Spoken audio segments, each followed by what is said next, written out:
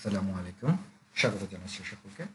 আজকের ভিডিওটা একজন ভালো ছাত্রের অ্যাজ এ গুড স্টুডেন্টের ডেইলি রুটিন, অর্থাৎ কোনো স্টুডেন্ট কিভাবে পড়াশোনা করলে বা তার প্রতিদিনের রুটিনটা কেমন হলে সে পড়াশোনায় ভালো করতে পারে অথবা পরীক্ষায় ভালো রেজাল্ট করতে পারবে অথবা তাকে একজন ভালো স্টুডেন্ট বলা যায়, সেটা নিয়েই কথা বলবো। তো আমি সরাসরি স্ক্রিনে চলে যাচ্ছি এবং স্ক্রিনে গিয়ে তোমাদের সাথে আলোচনা করছি একজন গুড স্টুডেন্টের ডেইলি রুটিন। তো daily routine for a good student, okay. তোমরা এভাবে চাইলে তোমাদের একটা প্রতিদিনের পড়ার রুটিন তৈরি করতে পারো। এভাবে রুটিন করলে হবে কি, তুমি একটা নিয়মের মধ্যে পড়াশোনা করবে, কেমন? তো ভালো লাগলে অবশ্যই পুরো ভিডিওটা মনোযোগ সহকারে দেখতে পারো। ভিডিওটা বড় হবে না এবং বেশি কথা বলবো না, জাস্ট সংক্ষেপে তোমাদেরকে বুঝিয়ে দিব।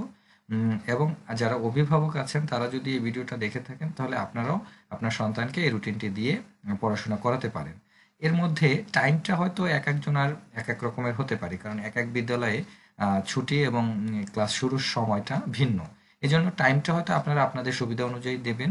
আমি এখানে একটা অনুমান ভিত্তিক টাইম দিয়ে দিয়েছি। সাধারণত এটা ম্যাক্সিমাম জায়গায় পারফেক্ট হবে, সমস্যা হওয়ার কথা না। তারপরে যদি কারো সমস্যা হয় তারা অবশ্যই চেঞ্জ করে নেবেন। মূলত একজন স্টুডেন্টকে ৩টা সময় পড়াশোনা করতে হবে। একটা হলো মর্নিং, আফটারনুন এবং ইভিনিং।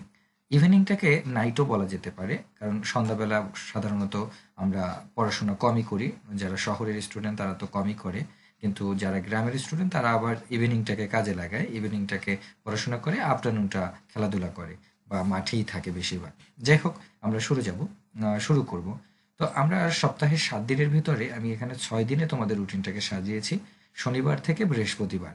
শুক্রবারটাকে আমি অফ রেখেছি, তোমরা শুক্রবারটা নিজেদের ঘোরাফেরা বা কোথাও প্রোগ্রাম থাকলে সেটা রাখতে পারো।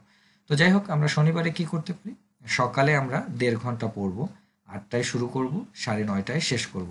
হ্যাঁ, ক্ষেত্র বিশেষে কারো হতে পারে যে 8টা কেন, আমি তো 6টায় পড়াশোনা শুরু করব। হ্যাঁ, যে 6টায় করবে সে 6টায় করবে, 6টা থেকে সে 1.5 ঘন্টা 7:30টা পর্যন্ত পড়াশোনা করে তারপরে তার যদি কোচিং থাকে বা প্রাইভেট থাকে সে সেখানে চলে যাবে। অর্থাৎ নিজের পড়াশোনায় আমাকে 1.5 ঘন্টা মর্নিংয়ে রাখতেই হবে। একজন গুড স্টুডেন্টের এটাই একটা ভালো বৈশিষ্ট্য হলো, সে তার প্রতিদিন সকালবেলা 1.5 ঘন্টা সে পড়াশোনায় নিজে নিজে পড়াশোনার জন্য ব্যয় করবে। আর এছাড়া তো তার টিচারের জন্য টাইম বরাদ্দ থাকবে। এখন যদি কেউ টিচারের টাইমটাকে এই টাইমের মধ্যে নিয়ে আসে তাহলে কিন্তু তার তেমন একটা লাভ হবে না।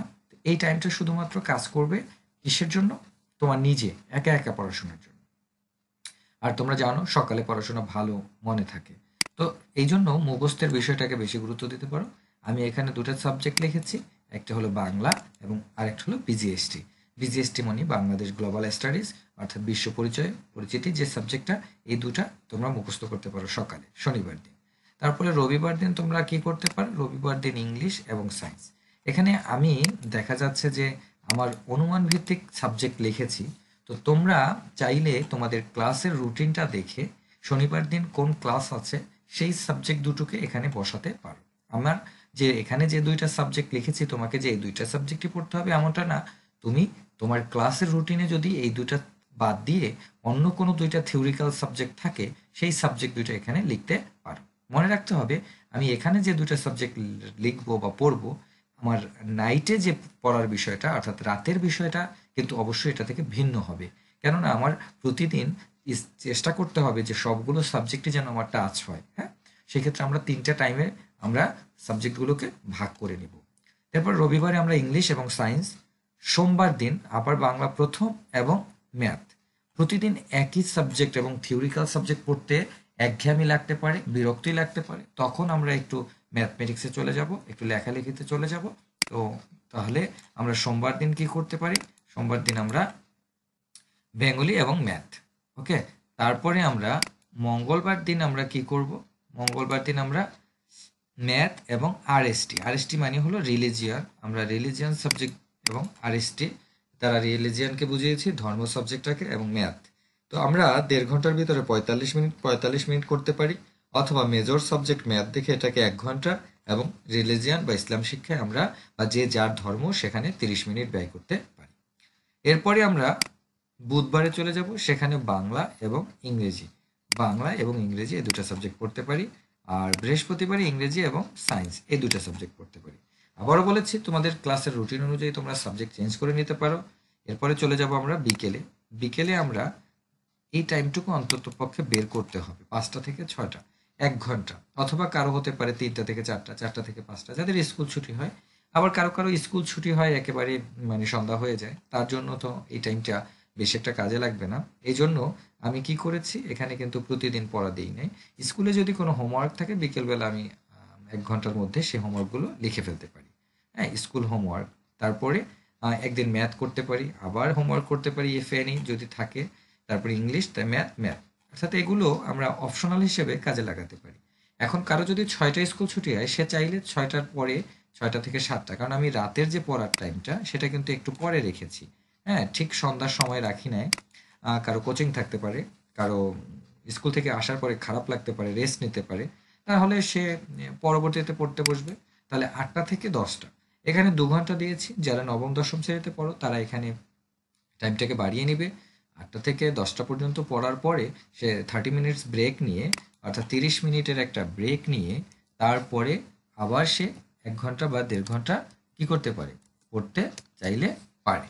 ওকে, তারপরে আমরা এভাবে করে শনিবারের বিষয়গুলো কি কি, রবিবারের বিষয়গুলো, আমরা সোমবারের বিষয় মঙ্গল, বুধ, বৃহস্পতি।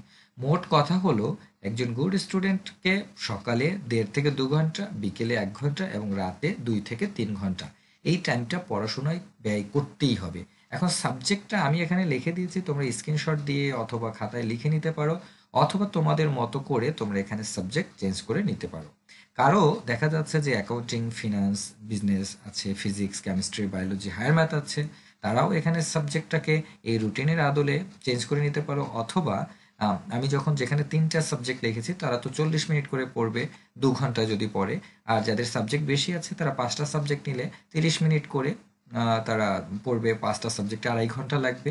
তো এভাবে করে তোমরা একটা রুটিন ফলো করতে পারো যে আমি রাতে যত কষ্টই হোক 2.5 ঘন্টা পড়বো, 5টা সাবজেক্ট পড়বো, এবং সকালে 2টা সাবজেক্ট, অর্থাৎ 7টা সাবজেক্ট আমাকে প্রতিদিন টাচ করতে হবে। যাদের 6টা আছে 6টা, যাদের 5টা 5টা। অর্থাৎ সাবজেক্ট অনুযায়ী তোমার কঠিন লাগে যেটা, সেটাকে একটু বেশি সময়, যেটা সহজ লাগে সেটা একটু কম সময়। তবে মনে রাখতে হবে প্রত্যেকটা সাবজেক্টকে তোমাকে প্রতিদিন পড়তেই হবে। এই রুটিনটা ফলো করলে আশা করি তোমরা অচিরেই গুড স্টুডেন্ট হতে পারবে, ক্লাসে ভালো করতে পারবে।